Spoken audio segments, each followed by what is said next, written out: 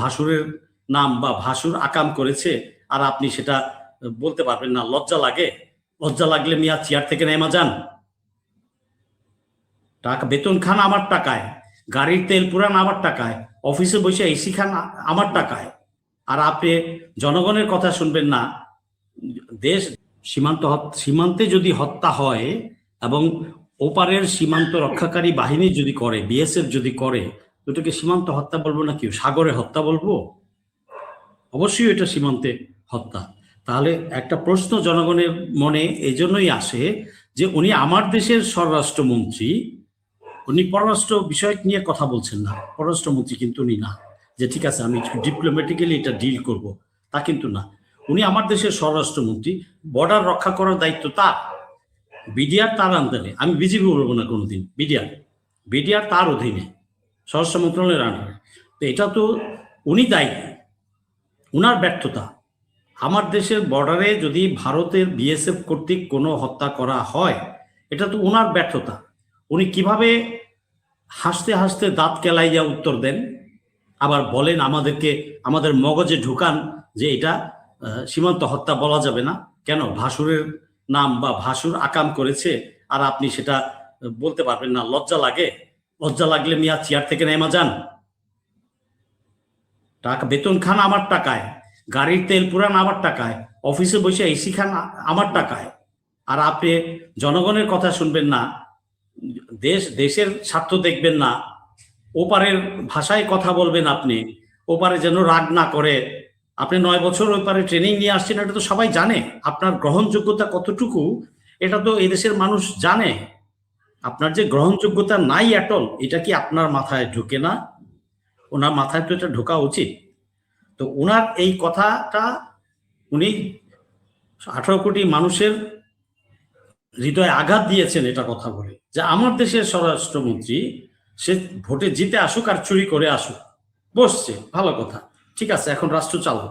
তুমি কিভাবে এখন কোন দুঃসাহসে তুমি বলো যে এটা করা যাবে না? মানে আপনি প্রকারান্তরে বিএসএফ এর এই হত্যাটাকে মানে নর্মালাইজ, মানে জাস্টিফাই করতে চাচ্ছেন, জায়েজ করতে চাচ্ছেন, being a home minister of Bangladesh. Y?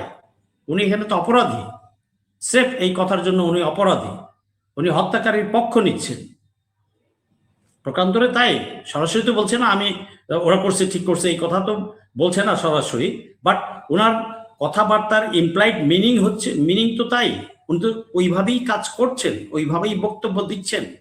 এটা তো তার এইভাবে বক্তব্য তার কাছ থেকে আমরা আশা করি না। উনি বাংলাদেশের স্বরাষ্ট্রমন্ত্রী, বিডিআর তার অধীনে, সীমান্ত দেখা তার দায়িত্ব, আর উনি বলছেন যে সীমান্তে হত্যাগুলো ওটা আমরা বলবো না, বা এইবারে এসে গরু চুরি কিনে নিয়ে যাবে বিএসএফ, এইবার থেকে লোক ধরে নিয়ে যাবে, এইবারে রেপ করে যাবে, এইবারে সব করে যাবে, আর আমি তাহলে কি হাসিনা যেভাবে কাজ করেছে ওইটাই তো করছেন আপনি? তার চেয়ে বেটার কি, ভালো কি করছেন? হাসিনা বিজেপিকে, বিডিআর কে হাত পা বেঁধে রেখেছিল, বিএসএফ এইবারে মারতো, কিন্তু আমার বিডিআর রিয়েক্ট করতে পারতো না, আদেশ ছিল না গুলি করার, রাইফেল দিচ্ছে, গুলি দেয় নাই। তাহলে আমরা 24-এর গণঅভ্যুত্থানে 2000 শহীদ হলো কেন? 35,000 পঙ্গু হলো কেন? রক্ত দিল কেন শহীদরা, এই পঙ্গু যোদ্ধারা? আমি কেন রক্ত দিলাম? আমিও তো আহত জুলাই যোদ্ধা। তাহলে এই নকশা মারানোর জন্য আপনি নকশা মারানো, এখানে এই নকশা মারানোর কথাবার্তা তো পাবলিক শুনতে চায় না, আমরা শুনতে চাই না। আমরা চাই অ্যাকশন, সলিউশন। কোনো আপনি আমারে বুঝাইতে আসবেন এটা তো দরকার নাই। লোকজন কি লেখাপড়া জানে না, নাকি আপনি একাই লেখাপড়া করছেন আর সংবিধান মুখস্থ করে ফেলেছেন? এভাবে বললে তো হবে না। জনাব তারেক রহমানের উচিত, মাননীয় প্রধানমন্ত্রী, আমাদের দেশের প্রধানমন্ত্রী তারেক রহমান সাহেবের উচিত 9 বছর ওই পারে ট্রেনিং প্রাপ্ত লোককে স্বরাষ্ট্রমন্ত্রীতে বসানোটাই হচ্ছে মানে ভীষণ একটা ভুল কাজ। কিভাবে বসে গেছে আমি জানি না, হয়তো মাননীয় প্রধানমন্ত্রীকে বুঝাইছেন কেউ যে না এটা করলে এটা হবে, এটা হবে, উল্টাপাল্টা বুঝাইছেন। আমি আশা করব মাননীয় প্রধানমন্ত্রী অবিলম্বে যে কয়েকটা এইরকম দেশবিরোধী লোক আছে ক্যাবিনেটে, সবাইকে এই 2-1 মাসের মধ্যে বদলি করে দেশপ্রেমিক কোনো ভালো লোক ওখানে বসান। বহুত লোক আছে, অনেক লোক আছে, একটা রিটায়ার্ড মেজর সাহেবরে বসায় দেন ওখানে, খুব ভালো কাজ করবে, কর্নেল ব্রিগেডিয়ার জেনারেল লাগবে না, রিটায়ার্ড একটা মেজর সাহেব বসায় দেন ওখানে, স্বরাষ্ট্রমন্ত্রী মন্ত্রিত্ব খুব ভালোভাবেই পালন করবে। বহু লোক আছে, আর লোক যদি সরকার খুঁজে না পায় আমাকে জিজ্ঞেস করুন, আসুন আমি আপনাকে একটা 5 জন 6 জনের নাম দিয়ে দিব, তার থেকে সিলেক্ট করে নেবেন। নট নেসেসারিলি যে স্বরাষ্ট্র মন্ত্রণালয় কাউকে পার্টি দল থেকে দিতে হবে। রাষ্ট্রের কিছু গুরুত্বপূর্ণ পদ আছে বা মন্ত্রিত্ব আছে যেগুলো টেকনোক্রেট কোটায় তো মন্ত্রী দিতেই পারেন, দেশপ্রেমিক কাউকে তুলে এনে দিতেই পারেন সেখানে। যাই হোক, এটা লম্বা করবো না। এটা একটা। আরেকটা হচ্ছে যে আরেকটা প্রশ্ন হচ্ছে শহীদ রাষ্ট্রপতি জিয়া এবং হাদি হত্যাকারী একই কিনা। হত্যাকারী এক না, তবে হত্যাকারী স্বার্থান্বেষী মহলটা এক। ভারত জড়িত এখানে, জিয়া হত্যার সাথে ভারত জড়িত, ভারতের প্রেসক্রিপশন ওখানে জড়িত।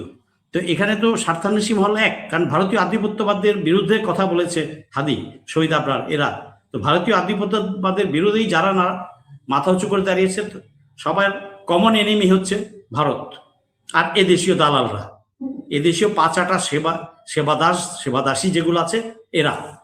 অতএব এটার বিচার হইতে হবে। ওই ভাইয়ের আশা করি ওই ভাই উত্তর পেয়ে গেছেন।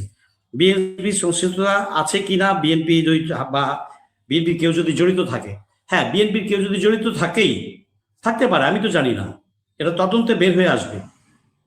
তদন্ত আগাচ্ছে না কেন, বাধাটা দিচ্ছে কে, কার স্বার্থ বাধা দেয়া, এটা খুঁজে বের করতে হবে। ওই বেটাকেও ধরতে হবে, আইনের আওতায় আনতে হবে। আচ্ছা, বিএনপির যদি কেউ জড়িত থাকেও, একটা প্রমাণিত হয়, আমি অনুরোধ রাখবো, বিনীত অনুরোধ তারেক রহমান সাহেবের কাছে, আপনি অবশ্যই তাকে ফাঁসির দড়িতে ঝুলাবেন আইন অনুযায়ী, বিচার রায় অনুযায়ী। কেন? তাতে কিন্তু বিএনপির লস হবে না, বিএনপির বরঞ্চ 100 গুণ লাভ হবে। আর এটা করলেই যে বিএনপি সরকার পতন হয়ে যাবে তা কিন্তু না। যদি বিএনপি এটা করে যে হ্যাঁ তার দলের লোক জড়িত, তাকে আইনের হাতে তুলে দেয়, বিএনপির প্রতি আস্থা মানুষের আরো 100 গুণ বেড়ে যাবে, যে না বিএনপি সঠিক পথে আছে, রাইট কাজটা করছে। অতএব দলের অনেকে বুঝাবে আপনাকে যে না না এটা করা যাবে না, দলের ভরাডুবি হবে, দেশ টালমাটাল হয়ে যাবে। কিচ্ছু টালমাটাল হবে না, জনগণ আরো বেশি আস্থা রাখবে, 100 গুণ বেশি আস্থা রাখবে আপনার উপর, এবং আপনি আরো মানে জনগণের সুদৃঢ় সাপোর্ট নিয়ে আপনি আরো সামনে আগাতে পারবেন। সেটা হবে আপনার জন্য অনেক উত্তম এবং বুদ্ধিমানের কাজ। যে এটা গেল এই প্রশ্ন। আচ্ছা, সালাউদ্দিন সাহেবকে কথাবার্তা, এটা ওনার কথাবার্তা তো এটা উত্তর দিয়েই দিছি, মূল্যহীন। এটা উনি যে আমাদের দেশের স্বার্থ রক্ষা করে কথা বলে না, এটা প্রমাণিত হয়ে গেছে তার বিভিন্ন কথাবার্তা এই পর্যন্ত, গত 3 মাস প্লাস। আচ্ছা, হাদি হত্যার সাথে জড়িত এটা তো বললাম, মির্জা আব্বাস বা একই না। ভারত কালচারালি, হ্যাঁ ভারত আমাদের সবকিছু, ইভেন আমাদের চরিত্র নষ্ট করে দিছে, কালচারালি তো করেছেই।